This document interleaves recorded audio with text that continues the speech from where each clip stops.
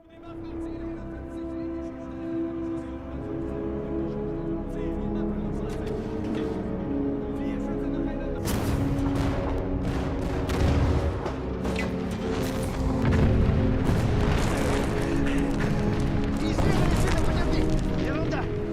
Сейчас на место приладил!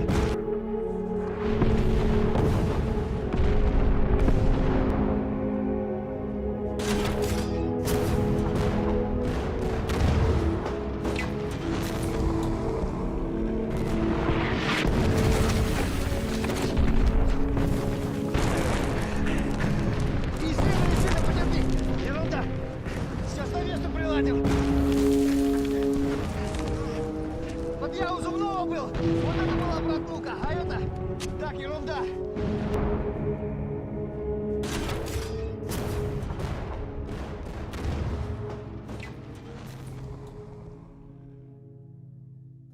Film bermula pada tahun 1941, di mana terlihat pasukan Uni Soviet sedang merancang sebuah rencana untuk bertempur melawan tank Nazi Jerman. Seorang letnan menggambar sebuah tank Nazi dan menjelaskan seluruh bagian kekurangan dan kelebihan secara detail kepada pasukannya. Letnan mengatakan bahwa tank Nazi Jerman memiliki berat 1 ton dan dilengkapi 2 senapan mesin canggih. Kemudian letnan mengambil bom molotov yang akan digunakan mereka untuk menghancurkan tank Nazi Jerman di medan perang nanti. Letnan kemudian menyuruh salah satu pasukannya bernama Moskalenko mencari bahan-bahan untuk membuat tank tiruan yang akan mereka gunakan sebagai latihan tempur melawan tank Nazi. Moskalenko dan lainnya bekerja sama membuat tank tiruan itu. Kemudian di sore hari, akhirnya tank tiruan berhasil dibentuk dan mereka mulai mempelajari bagaimana cara menghadapi tank Nazi Jerman. Letnan menjelaskan kalau pasukannya harus memanfaatkan bom molotov dengan baik dan melempar dengan tepat ke arah tank Nazi, dikarenakan persediaan bom mereka sangat terbatas. Di sisi lain, Kapten Combat sedang mengadakan rapat untuk mengatur letak strategi menghadapi 4 divisi tank Nazi dan 3 divisi infanteri, dan juga menjelaskan mengenai rute-rute yang akan dilewati oleh tentara Jerman menuju wilayah Moskow. Oleh karena itu, mereka harus berjuang melawan pasukan Jerman yang ingin merebut tanah air mereka. Malam itu semua prajurit dikumpulkan untuk berangkat ke medan perang. Sebelum berangkat, sang kapten memberikan sebuah pidato dan motivasi dan juga menjelaskan bahwa senjata yang mereka miliki saat ini tidaklah secanggih milik tentara Nazi Jerman. Walaupun begitu, mereka semua tidak boleh mundur dan menyerah. Semua prajurit harus berjuang untuk mempertahankan tanah air mereka, dikarenakan kota Moskow merupakan jantung negara tanah air Uni Soviet. Maka dari situ, mereka harus berjuang sampai titik darah penghabisan. Setelah itu mereka bergegas berangkat ke wilayah Volokolamskoye yang jarak tempuhnya kurang lebih 300 kaki. Sampai di sana, mereka langsung membuat tempat pertahanan, mulai membuat paret dan membuat tank palsu sampai di pagi hari. Kemudian di malam hari, seorang komisaris politik bernama Skov melaporkan ke markas pusat bahwa mereka belum melihat tanda-tanda kedatangan pasukan Nazi Jerman. Markas pusat meminta mereka untuk tetap waspada dan siaga. Mereka juga diberitahu bahwa markas pusat akan mengirim artileri untuk membantu mereka. Singkat cerita, saat jam 5 pagi, pasukan Jerman ternyata sudah mengetahui bahwa pasukan Uni Soviet sudah berada di Volokolamskoye, dan para tentara Jerman bersiap-siap untuk melepaskan tembakan artileri ke arah pasukan Uni Soviet. Ketika koordinat sudah tepat ke arah lokasi Uni Soviet, artileri pun langsung ditembakkan.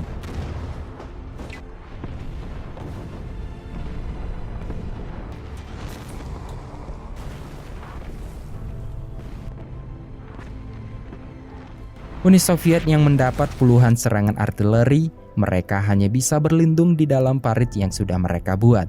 Kemudian pasukan Jerman yang merasa bahwa serangan mereka sudah bisa menghancurkan para tentara Uni Soviet, mereka pun bergerak maju dengan puluhan tank untuk membantai semua tentara Uni Soviet. Setelah tentara Uni Soviet mendapat informasi keberadaan musuh, tentara Uni Soviet langsung membalas serangan dengan senjata artileri standar yang mereka miliki. Dengan beberapa tembakan artileri standar milik Uni Soviet berhasil menghancurkan beberapa tank Nazi. Hal itu membuat tentara Jerman terpojok sehingga mereka meminta bantuan udara. Tak lama dari situ, 6 angkatan udara Jerman yang dikenal sebagai Luftwaffe datang membantu mereka untuk menyerang tentara Uni Soviet. Kemudian prajurit Uni Soviet menghubungi markas pusat untuk meminta bantuan tambahan. Namun sang kapten mengatakan bahwa ia tidak bisa membantu mereka lagi. Itu disebabkan karena pesawat tentara Jerman ikut dalam pertempuran. Kemudian dari kejauhan terlihat tentara Jerman dan beberapa tank mulai mendekat. Tentara Uni Soviet langsung mulai menyerang mereka.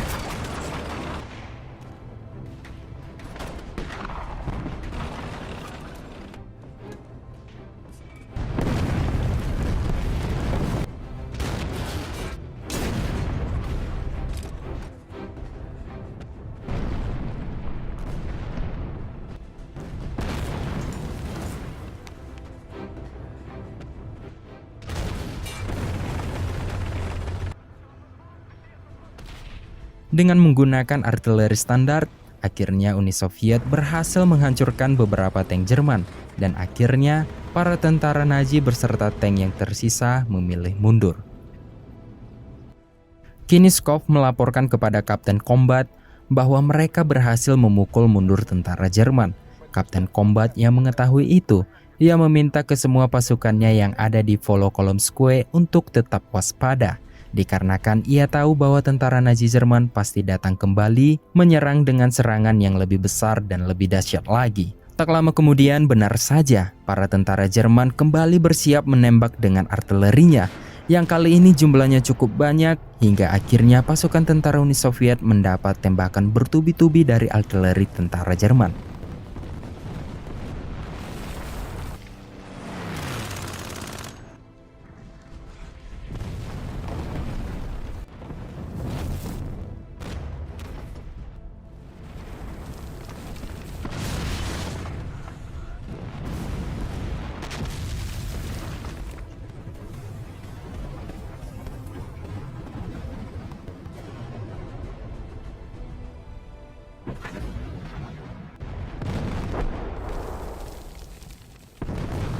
Akibat serangan itu, tentara Uni Soviet banyak yang terluka bahkan tewas, dan beberapa tentara Uni Soviet mengevakuasi para tentara yang tewas maupun yang terluka.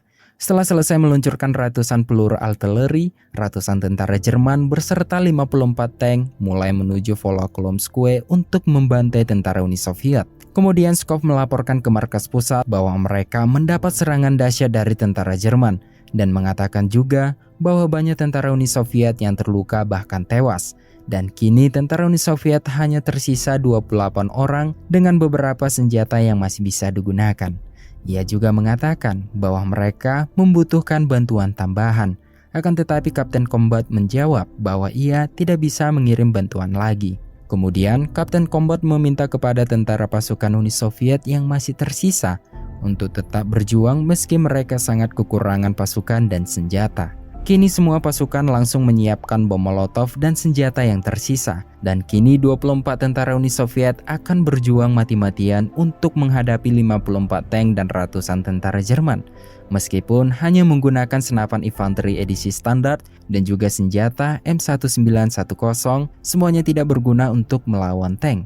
Dengan bom Molotov dan artileri standar, mereka harus menggunakan senjata itu sebaik mungkin. Setelah tentara dan tank Jerman mulai mendekat, tentara Uni Soviet membuka pertempuran dengan tembakan anti-tank.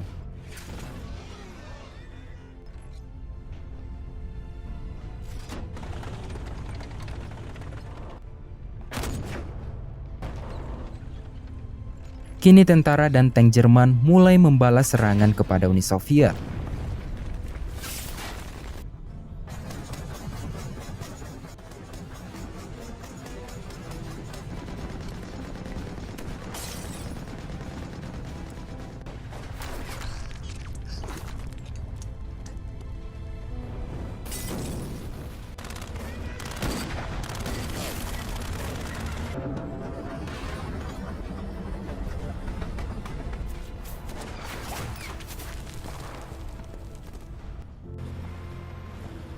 Meskipun tentara Uni Soviet menggunakan senjata seadanya, mereka bertarung tanpa lelah dan menantang dengan keberanian yang luar biasa dan juga dedikasi yang tak tergoyahkan untuk melindungi tanah air mereka. Kini puluhan tentara Jerman berhasil mereka hancurkan dengan menggunakan bom Molotov.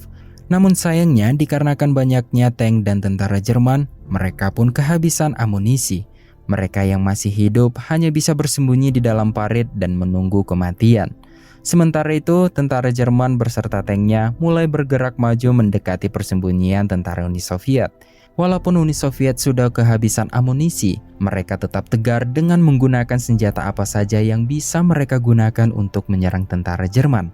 Di saat tentara Jerman semakin dekat, tiba-tiba salah satu tentara Uni Soviet meluncurkan tembakan M1910 dari tepi hutan.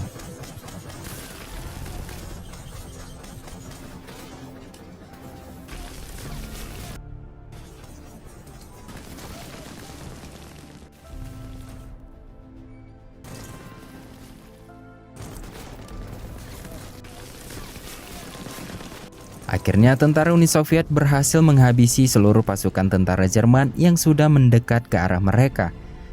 Kemudian, dari kejauhan komandan tentara Nazi Jerman melihat serangan kejutan itu. Ia pun meminta kepada prajurit yang tersisa untuk mundur. Ia mengira di lokasi itu masih banyak tentara Uni Soviet yang masih bertahan untuk menghadang mereka. Hasil dari pertempuran tanpa lelah dan juga dengan keberanian yang tak tergoyahkan, akhirnya mereka berhasil mempertahankan kota Moskow dan melindungi tanah air mereka. Dan kini hanya 6 tentara Uni Soviet yang berhasil selamat dari pertempuran itu. Lalu film pun selesai. Segitu saja teman-teman untuk alur cerita film kali ini. Terima kasih yang sudah nonton konten ini sampai akhir. Sekali lagi terima kasih buat teman-teman. Saya akhiri, sampai ketemu di pembahasan film selanjutnya.